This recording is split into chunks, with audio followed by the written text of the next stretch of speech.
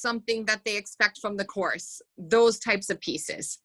The other part, you'll want your students to submit privately to you, and those will be questions around their attitudes, their beliefs, and their dispositions about your discipline and how they learn and what they prefer in terms of teaching. And so those are the really big two pieces that you want for this work. And Ada, I think you're sharing the presentation. Will you go forward a slide?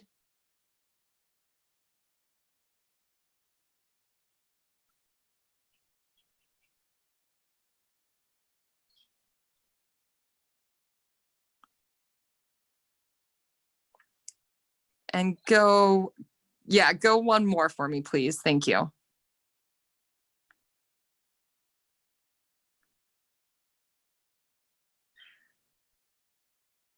And one more.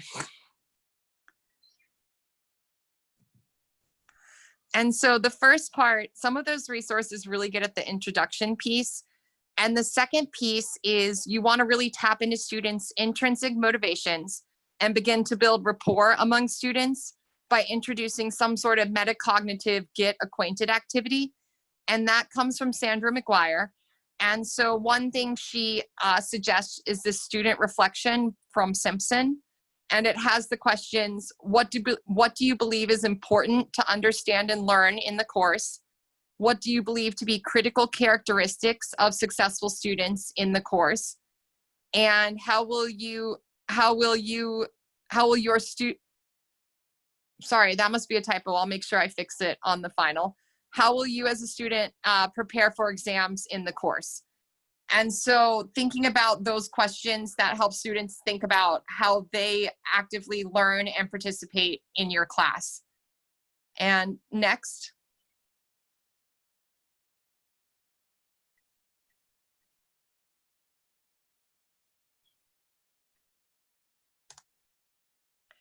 And then lastly, you want to think about how do I have my students build relationships with each other? And so how will you have them share out about what they've learned about their classmates? And so thinking about how you take your Flipgrid introduction activity, your student survey activity, or whatever icebreaker activity you choose to use, and share out findings from that activity. And so having students share out what they learned about classmates during these activities. I've seen with this transition to online courses, a lot of my colleagues chose to use discussion boards to do this follow-up so they could post about they could respond to other students' responses around these activities. And so that's another way you can have students participate in this in an online environment, but that's the last step. So you want to collect this information and you want to make sure it touches on students, getting to know your students, but not only to build relationships with them, but also to inform your teaching. And so you want to learn about how they learn, how they think they'll be successful, and those metacognitive questions that get at that type of feedback from your students. After you gather all that information, you want to reflect on how will you use students' responses to inform your teaching, and then also how will you have students share out this information with each other so that they can learn more about each other in your classroom. And then for your reflection, next.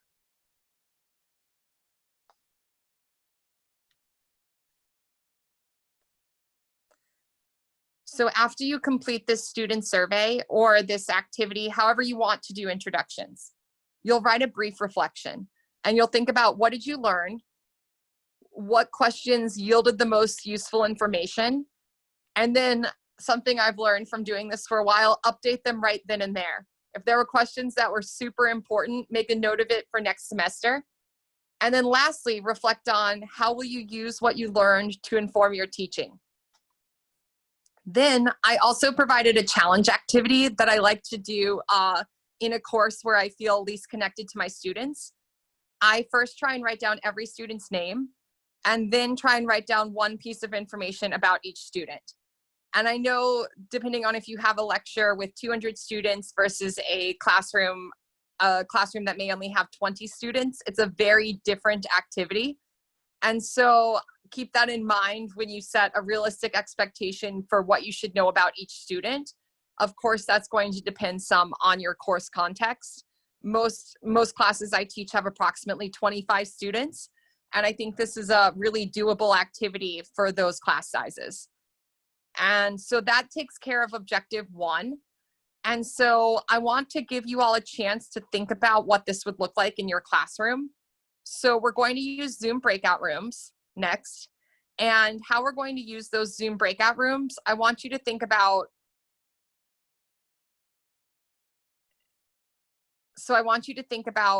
how you will give a student survey, what questions you want to be on it, what do you want to learn about as students come into your classroom this semester.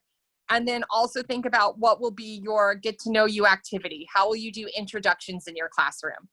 And those questions, those 2 reflection questions for the breakout rooms are on the next slide.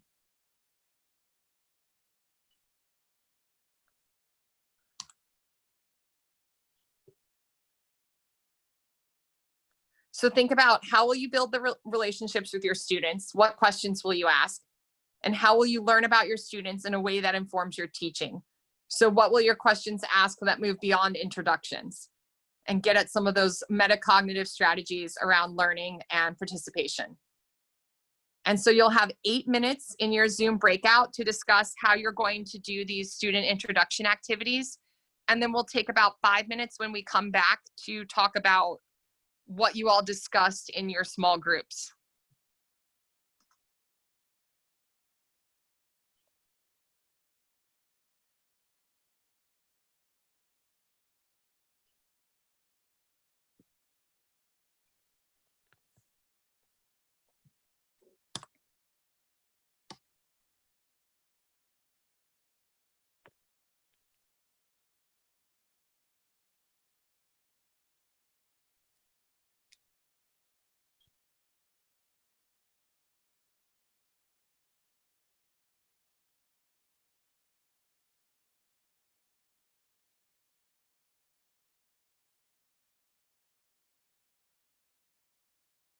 Hi, Stephanie.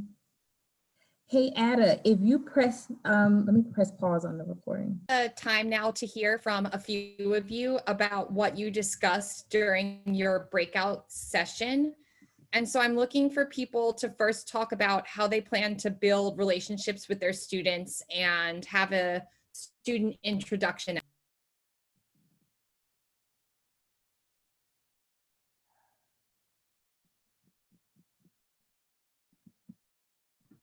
You can also feel free to share out a strategy you heard from one of your colleagues in the Zoom breakout room as well.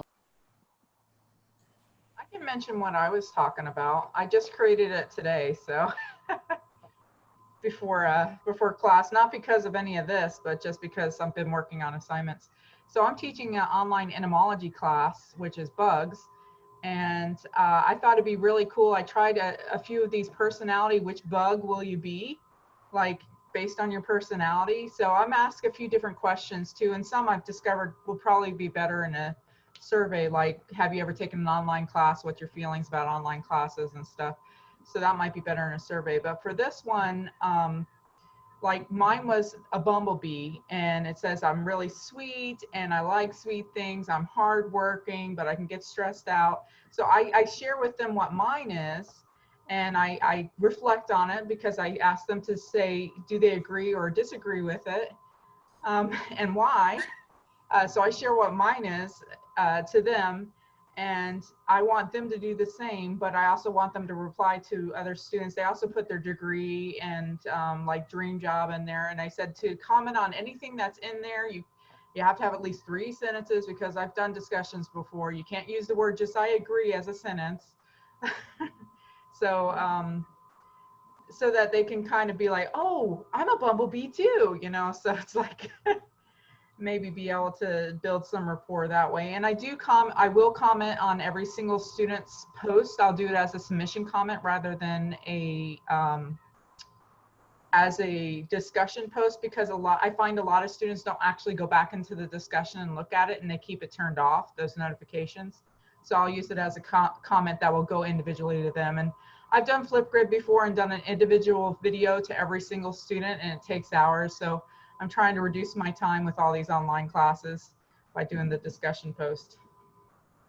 So Denise, thank you so much for sharing. I love the question, what bug is best fits you? That's the great connection to your discipline.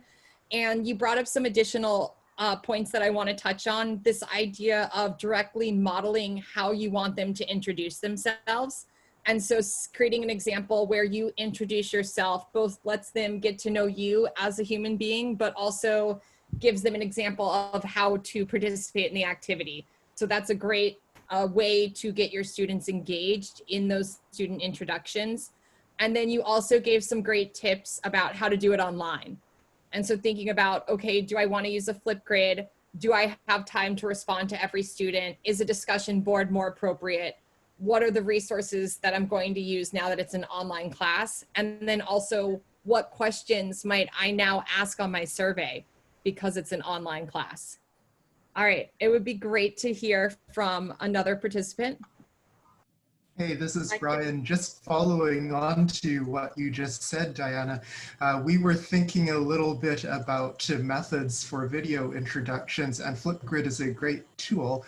And we were also commenting that in our Canvas discussion board, there's a built-in media recorder tool that our students could use to video themselves. So we were trying to think about the advantages and disadvantages of using Flipgrid for the videos or putting them in the discussion board with the media recorder. And if you all use a different resource, definitely reflect on that, because we hope to, you know, when we come back together for session 3 part 2, not only reflect on what we learned about our students and how it informed our teaching, but also how we did it. What questions did, you know, we get the most provocative and thorough answers from our students? Which questions informed our teaching the most? Which questions engaged the students in telling us about themselves? So having a debrief around that and what tools we used is also really important. And then lastly, before we move on, is there anyone that wants to talk about how you might use this to inform your teaching, or what questions you might ask that get at that second part that goes beyond building relationships? So what questions do you have about how your students learn, how your students participate, questions that are connected to your discipline? What are you all thinking about in terms of that aspect of this objective? So I can share perhaps, I did Flipgrid as an introduction, as well as the entire term as a weekly check-in for them. And in the introduction, I asked them to introduce themselves, and it was kind of like a hidden prior knowledge check for me to know as to what are the concepts that they know really well, and what is a muddy point from a previous class. So if they were in my Organic 1, what from Gen Chem was sticky for them. If they were in Organic 2, what from Organic 1 was sticky for them. And I took the time to build my own video as well. And I did talk about, when I was an undergrad, what was sticky for me, because I had to humanize myself. And, you know, I'm not a professor, know-it-all, but rather I had my own challenges, and it's a journey. And I want them to recognize that and appreciate that it will be a journey for them as well. The students loved Flipgrids throughout. The participation was really high. Just following up on Brian, I left the comment for you in the chat box also. You can use video discussions, but the size of your sandbox will become very heavy very quickly. So that's the reason I chose to use Flipgrid as against the video discussion. And so if you just integrate your Flipgrid, it comes as an assignment, easy to grade. And you can leave a comment. So Denise, that's fantastic too, what you said actually about leaving a comment, because students will see their gradebook. They may not go back to the comment sections, they will see the gradebook, and they really appreciate when you leave like a positive or a good, insightful comment for them. They know you are seeking insight in that sense, so. Yes, thank you so much for touching on the importance of responding to students and letting them know how you connected to what they had to say, but also how you're going to use what they have to say. And then also talking about how you ask them about their knowledge in prior disciplines. And that really connects, what you said really connects nicely to how we crafted our own growth mindset stories. So letting our students know how it felt to be in their shoes when we were undergraduates in our STEM fields and other fields as well, and some of the obstacles we faced. So that's another great connection to some of the activities we did earlier in our previous sessions and how this all connects back to that. So thank you so much for sharing. All right, so our next activity is for me to introduce our 3 observation rubrics.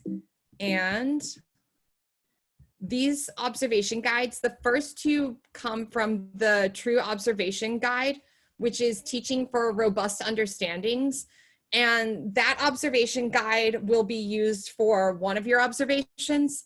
And then there's a second observation guide that focuses on participation and status that you'll get to use for your second observation. And so a little bit about the True Observation Guide. And so it's this teaching for robust understanding framework. Oh, hold on, let's see. There we go. And it has, it's responding to a research question. What are the attributes of equitable and robust learning environments? And these are environments in which all students are supported in becoming knowledgeable, flexible, and resourceful disciplinary thinkers.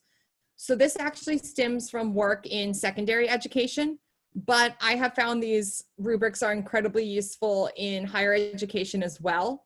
And there are actually 5 rubrics, but our observation activity will focus on just 2 of those rubrics. And that's the rubric that focuses on equitable access to content, and the rubric that focuses on agency, ownership, and identity. And so if you go into the folder for, let's see, if you go into our folder in our Google Classroom, there are, let me switch screens.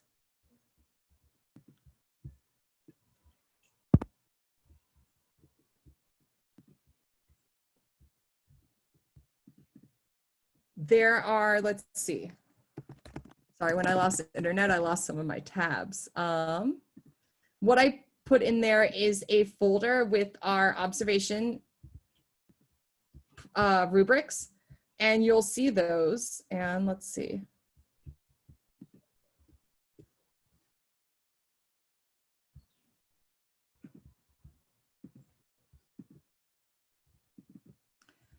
And so you'll see there's resources for observations.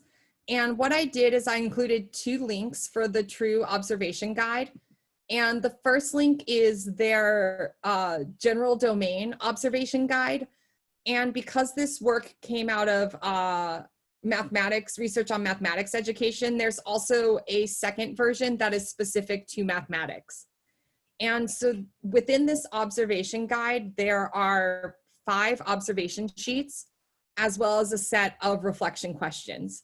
And so you can read more about each of the dimensions. And the 2 dimensions that we're focusing on are equitable access to content and agency, ownership, and identity. And so what I typically suggest is ahead of time, you want to read through this observation sheet. And so here's the observation sheet for equitable access to content. And first, it defines what is meant by that.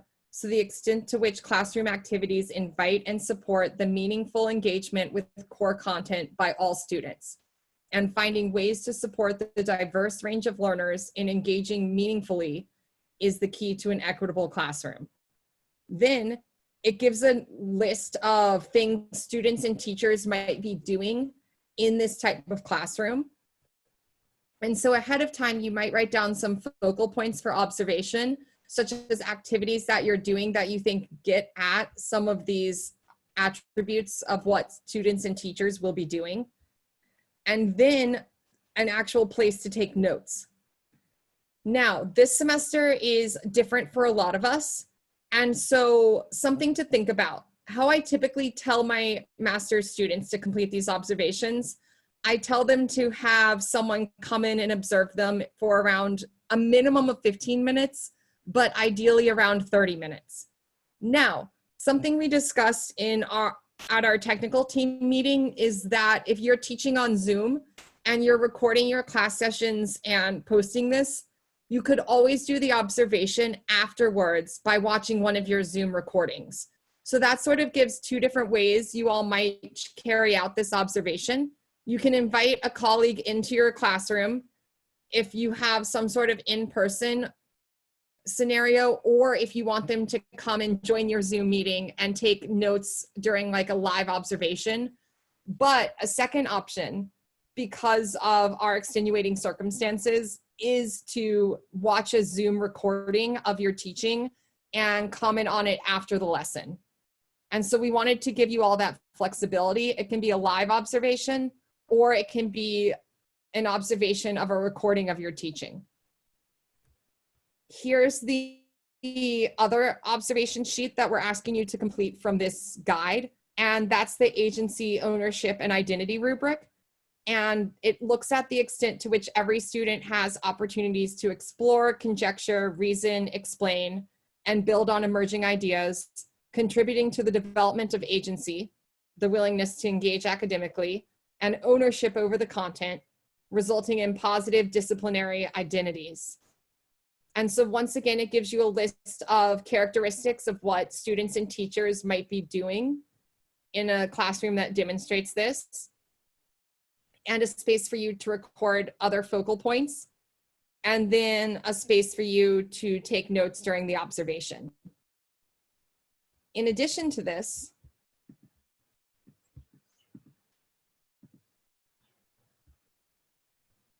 so something to think about, some of you are saying, what if you only have asynchronous classes? One solution I thought about is looking at how an activity such as a discussion board or a Flipgrid assignment or another asynchronous activity that involves participation lets students do some of these characteristics.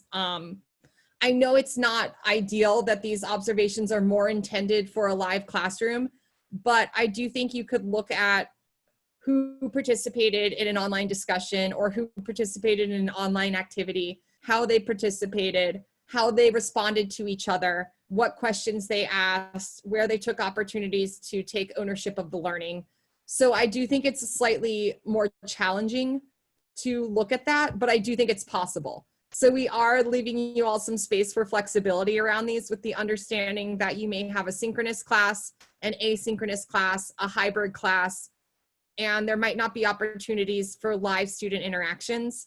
I still think there are some important things you can unpack about equitable online teaching and student agency, ownership, and identity in online teaching from doing these observation rubrics. And then, let's see, the one thing I'll share in addition to that before I talk about the second observation is there are some observation questions some reflection questions that come directly from the observation guide. And then there are some additional reflection questions that I added that come from other observation guides that I think are useful for reflecting on these observations. And so step one is to do the observation. And then step two is to reflect on it. And the idea for this is that you'd focus on both those rubrics, both those observation sheets for one observation. If you decide to heavily focus on one versus the other, that is fine. But those are the two dimensions that we see most tied to growth mindset research, is looking at these equitable practices and these issues of agency and identity in the classroom. Now,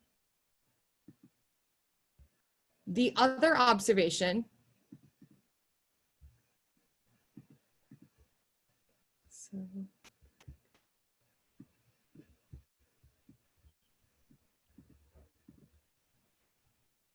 So this is more about the true observation guide. And it goes through the reflection questions I just shared. There's the full reference. And then let me talk about this other observation guide. It looks at who participates and how in your classroom. And so the goal of this observation guide is to unpack issues of status and agency and to examine who participates and how, as well as issues of authority. And so for this observation, there is a guide in the Google Classroom, but I put all the pertinent information in the slides as well. So you can follow along here on the slides, or if you want to take a moment and find this document in the Google Classroom, that's great as well. So step one might look a little different in an online classroom, but you basically list all your student names and what you know about those students in terms of who they are. So regarding their race and gender. And oftentimes you'll do this because you want to be able to give a seating chart to the observing teacher so that they can take notes during your lesson. But this is also for you to keep tallies if you're doing an observation of your own teaching. So it can be used either way. And then why you want to do that is you want to create a system. So this is going to let you keep track of who participates during your classroom. So one system that I learned about is you can put a Q each time a student asks a question, a V when students volunteer and answer a comment, and a C for when students speak because the teacher calls on them. And so that's one system, and you just keep track for about a 30-minute period. And you want to keep a tally for each of your students. You also want to keep a tally of different actions that are going on. One thing I want to note about these actions is I've already been brainstorming for myself what might be some new actions that I add for a Zoom classroom. So thinking about, does my student participate in the chat? Does my student participate in the breakout room? Did all the students participate in the poll? Did the student raise their hand or give a thumbs up when I did a formative check-in? So there are ways that you can adjust this, but right now you'll see that a lot of the actions are tailored to they can work in an online or in-person classroom, but some are more tailored to an in-person classroom.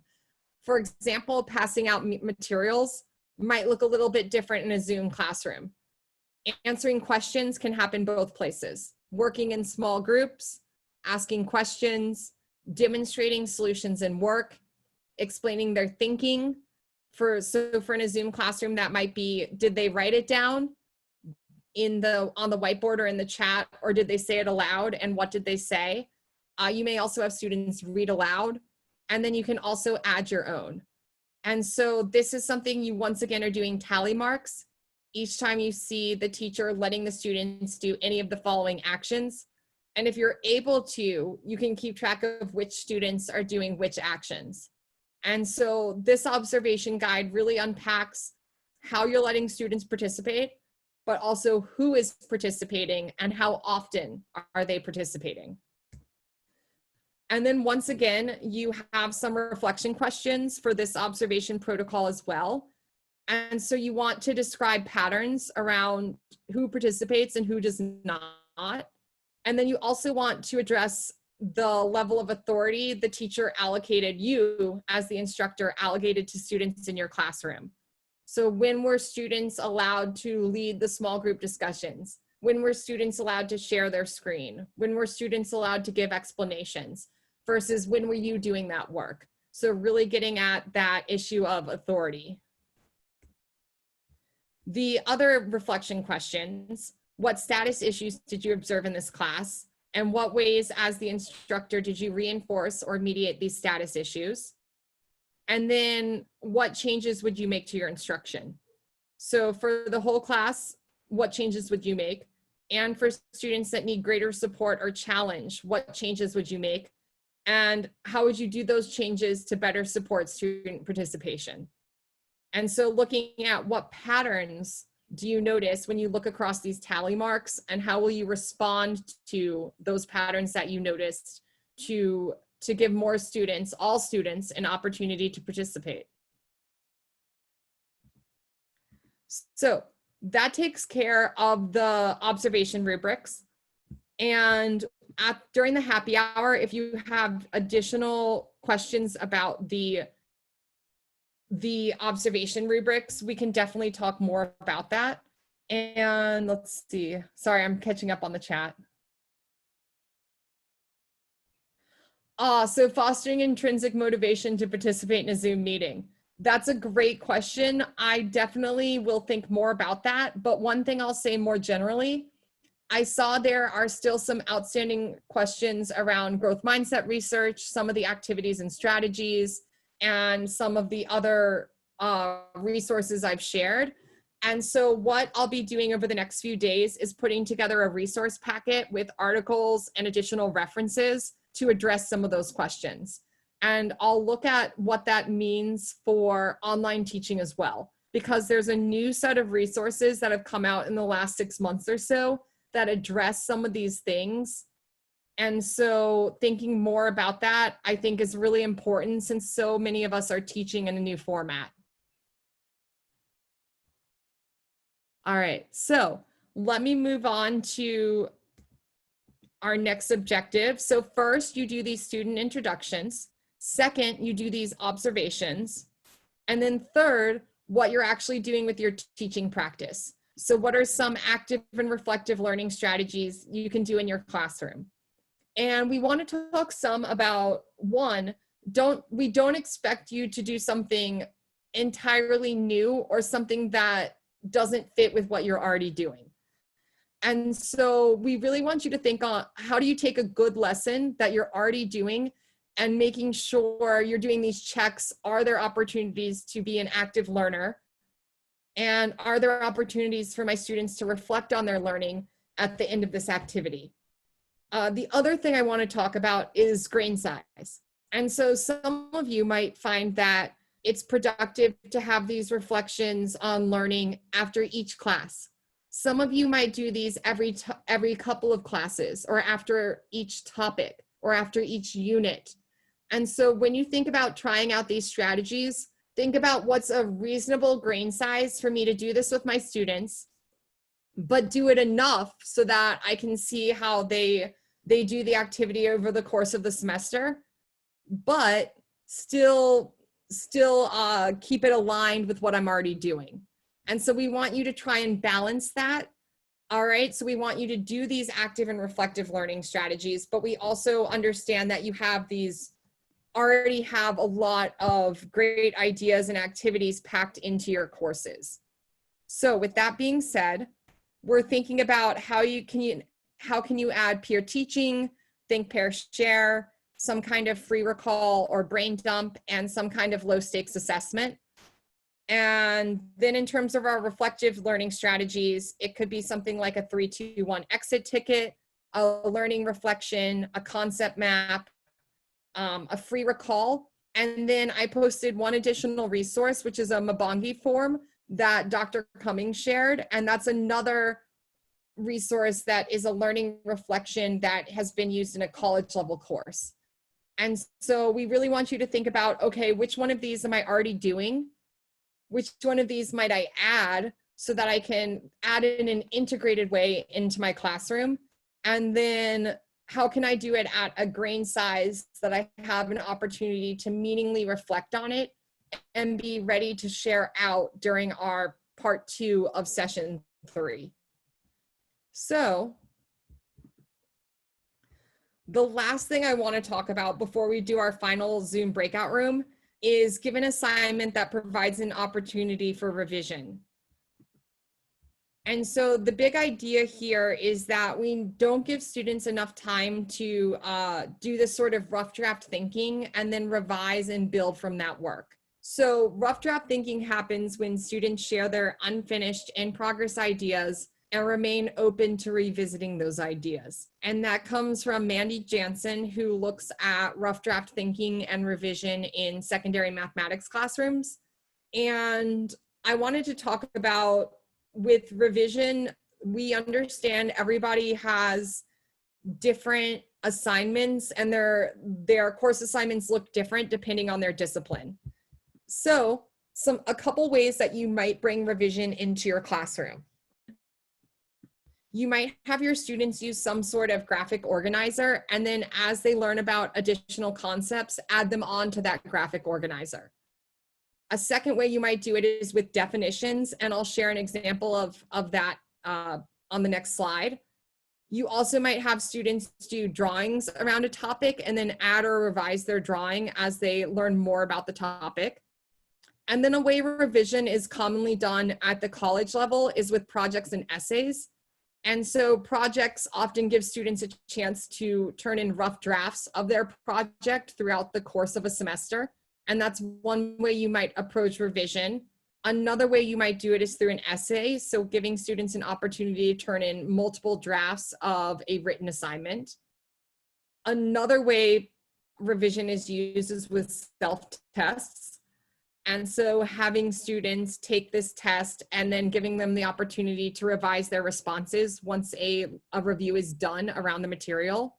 And then lastly, assessments. And so we saw this with Larisha's example from her Flipgrid of using error correction notebooks. And so giving students the opportunity to reflect on their learning and then actually go and revise to show that they now understand how to solve those problems. And so once again, grain size here, maybe you have a larger assignment such as a project or essay where they turn in multiple drafts. Or think about how you can take a smaller assignment such as a problem set or a small assessment or something in class like making a definition and insert an opportunity for students to revise their work. So one quick example. This is how I've seen it done in a mathematics classroom.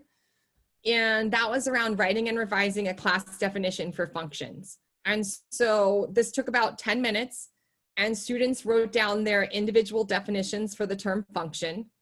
Next, students did a think, pair, share, and they revised their definitions based on what they discussed with their classmate. Then they shared their ideas for a class definition. And when I saw an instructor in the mathematics department do this well, she had students share a few words from their definition, and then she would write it down verbatim and ask the next student to share from wherever she cut that student off. So it really didn't allow one student to take over the thinking. It took about 3 or 4 students to get the entire definition out. And then the teacher gave space for students to revise the definition until the entire class was in agreement. And then that became the class definition for the word function. And so what was nice about this activity is that not only does it give this opportunity for revision, it does so at the individual level during the think, pair, share component. And then it does it again at the group level when they create this class definition. And then lastly, it touches on this issue of agency. It becomes the class's definition. They work together to create this definition and then adopt it in their classroom, rather than the teacher being the sole authority and giving the definition. I shared this example because I think it is very easy to translate this example to STEM fields, and it's an example that you can do in a few minutes. So this is one way you could have an opportunity for revision that is a small grain size. Of course, we encourage you to do what fits best with your course. And so you could also do something larger that has multiple revisions, such as a class project or an essay.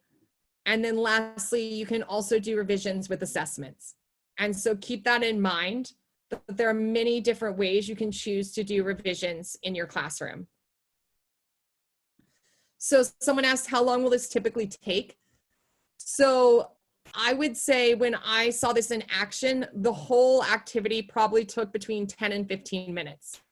It was about a minute for individuals to write their definitions, 2 minutes to share, and probably 5 or 6 minutes of group discussion and moving towards the class definition. And we did this with a few words throughout the semester. And this was a course for graduate students in mathematics education and undergraduates in mathematics education. So it had a blend of, in terms of who the students were too, they had different experiences in terms of their content knowledge. And so this is one way you can do it. And once again, if you're thinking about how much time it would take, you can always use the happy hour to discuss some of those ideas with us. And we can talk to you about what seems realistic given your constraints in terms of your course. And so we understand that and are willing to work with you to make this happen. All right, our final Zoom session is to take a moment and think about what you wrote in your reflective journal for. So how do you plan to use active learning and reflective learning? Another thing you can think about in addition to what you wrote in your reflective journal is also how you might implement an activity that involves revision. And then I want you to think some about the obstacles to implementing the activities, such as time constraints, different formats for your class, different requirements in terms of the material you have to cover, and those types of obstacles so that we can work through them as a group. And so you'll have about 8 minutes to discuss what this might look like in your classroom in a small Zoom breakout room.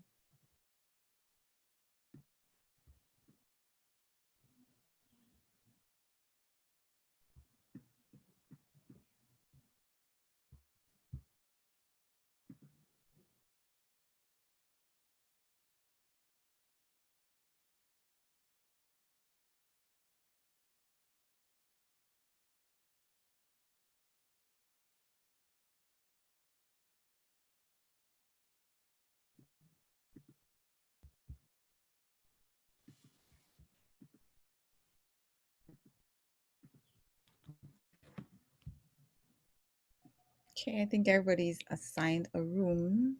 Thank you so much. Um,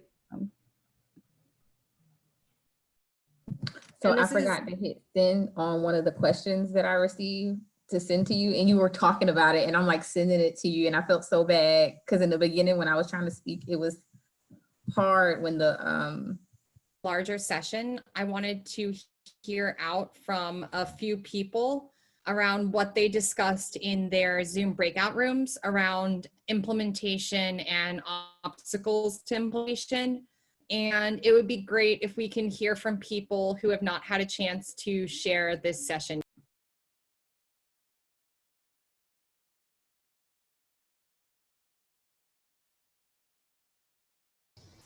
I don't think I've shared yet.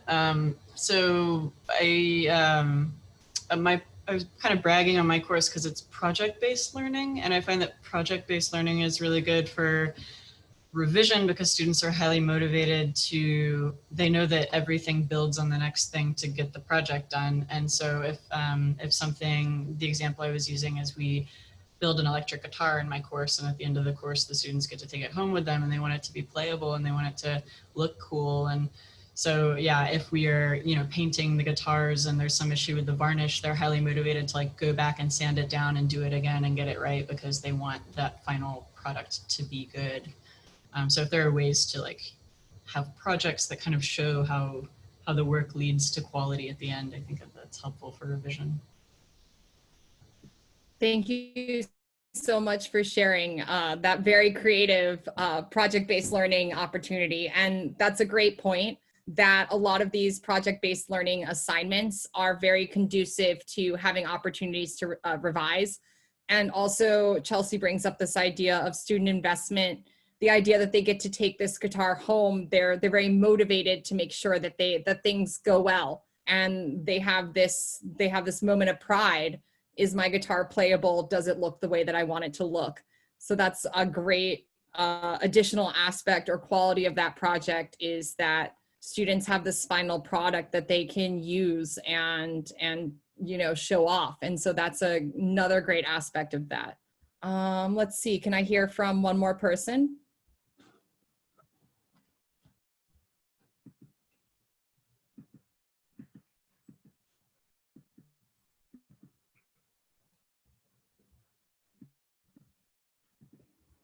Anyone want to talk about some of the challenges they see to implementing some of this work?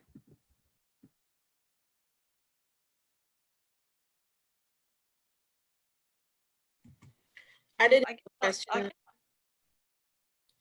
Yep, go ahead. I'll just ask my question later or in the chat box. Some of us in our group were very interested in the way to formalize what you were doing in terms of interactions in the classroom, because we don't have seating charts. That's not really how we teach. But we realize we're doing it informally. We just don't have a grid. We don't have our little checks. And of course, it's going to be much more complicated online. But I like the concept. I think we do it informally. I don't think it would work in my classroom. And I actually think there'd be a lot of resistance to seating charts. Does everyone feel the same way?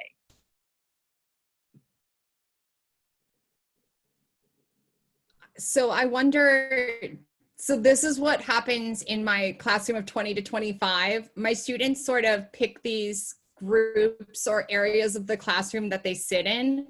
And so you're right, it wouldn't be, it's not a seating chart per se, it's sort of it's where they sit each class period, the area of the classroom. So I would probably be able to give the observer a pretty good idea of where each student would be sitting, but I might have them use their name tags that day. I have them make the little name triangles and have them set them up that day, because that might help if I had a live observer, see where those students are, and to make the seating chart in the moment. And so I hear you that I don't think a formal seating chart is the normal practice for a lot of us. And so thinking about, okay, what can I still learn from doing these tally marks? And then I also have found discussing it, if you have someone come in and observe with you, at the very end of the class, try and take 5 to 10 minutes to discuss with them immediately, in case they do want you to tell them more about which student was which, so that you have a complete reflection where you can link the student to how they participated. And so you're right, you may have to make some modifications. And then in terms of the Zoom aspect, I have found myself saying things like, someone's on an iPhone and it says an iPhone, whoever just participated, will you say your name in the chat or aloud, so I know it was you? Because even when you can recognize some of their voices, it's still sort of this new challenge. How do we know who participated when we have this, informal way of signing into Zoom sometimes? And then Bill brought up this great point that in terms of contact tracing is that we might end up using seating charts so that students are purposefully kept in the same area of the classroom in the same seat, just in terms of health precautions. So I hear you. I could definitely see that becoming a more normal aspect of your classroom, to have that seating chart for those particular reasons. So yes, we expect you to be creative when you think about what changes do I need to make to this observation protocol to make it work in my classroom. And so your exit ticket today, and we will post the link in the chat as well, is just to tell us about your next steps. And so what are your steps to implementing these activities in your classroom, student introductions, and the observation forms? So thinking about those 3 things. And we'll give everybody about 5 to 10 minutes to work on that. And then we'll move into our happy hour session. And we will come back at 2:35 so that everyone has a minute to read the reflection and actually write a reflection right now. And then as you wrap that up, we would love for those of you that are interested to learning more about our Theory to Action project. Janae will be talking about that in depth, including the requirements and incentives when we come back.